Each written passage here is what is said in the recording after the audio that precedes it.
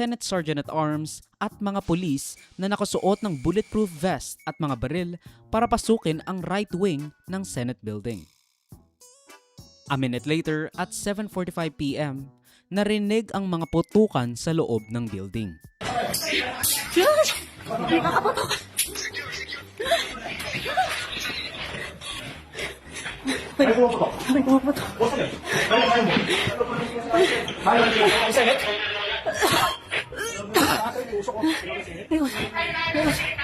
Tago kayo sa akin. Tago. Huwag na, tago. Sige.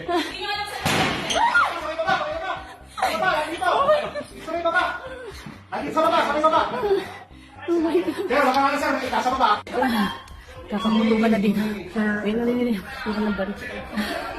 Dito sa loob ng CIS office. Dito.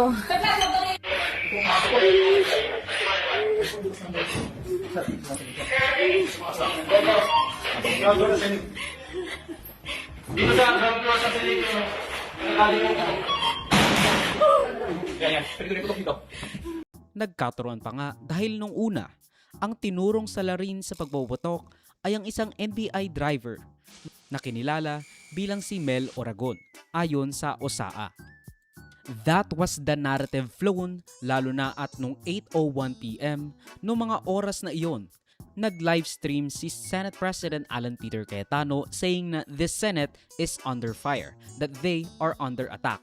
Mga taga-NBI na gustong pumasok, nakita na nagbabarena ng pinto galing ng walls galing dun sa GSIS side. So we have our security here. Papasalamat kami sa PNP, outside and inside meron. Nandito ang Marines, but ito po ang emergency. Nagkaputukan na po.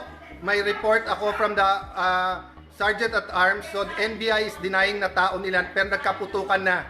So we don't know what's happening. Everyone's locked in their rooms now.